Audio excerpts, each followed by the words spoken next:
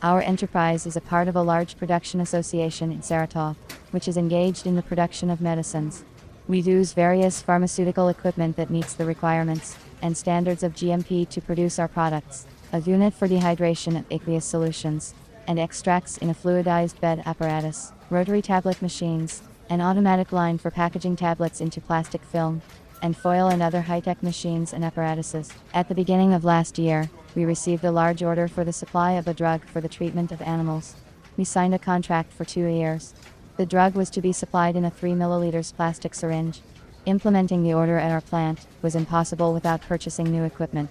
We decided to purchase new automatic equipment for bottling into syringes with subsequent capping. I didn't search for equipment on the internet, because very often a pretty picture hides unprofessionalism. I visited the International Exhibition of Equipment, Raw Materials and Technologies for Pharmaceutical Production, which was held in Moscow.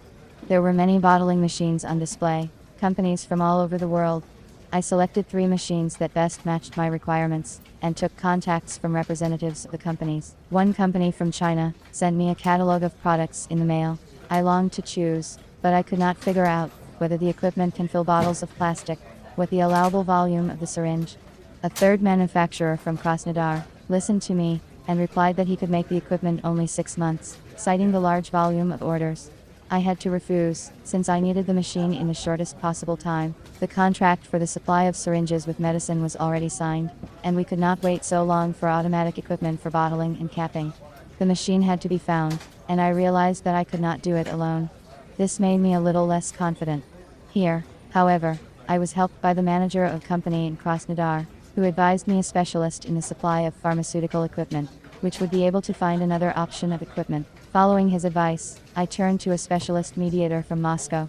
At that time I had no idea that I was doing the right thing. The manager of the company listened to me, and asked some questions about the material of the syringe, required productivity, tolerance of dosing error of the equipment. I was pleased with his professional and business-like approach. After a preliminary consultation, he suggested 2 options for filling equipment, which differed in the boundaries of the dosage and performance. Specialist of this company emailed a video of the proposed machine variants, which clearly demonstrates the equipment itself and its capabilities. I showed these 2 machines to the management, and we agreed on the line, which provides dosage from 3 milliliters to 50 milliliters. A week later we made a contract for automatic equipment for bottling and capping plastic syringes. The manager asked for a sample of our plastic syringe for testing on the machine. The specialist sent a video of our equipment before justifying the equipment. The equipment was covered with clear plastic shields. The dispenser is made of stainless steel. The equipment is controlled through the LCD screen system. The machine has an apparatus for feeding caps. Injection to fill the syringes was poured into a glass container, which was subsequently installed in the machine upside down. Our syringe consisted of 3 elements: a body, a piston, and a cap.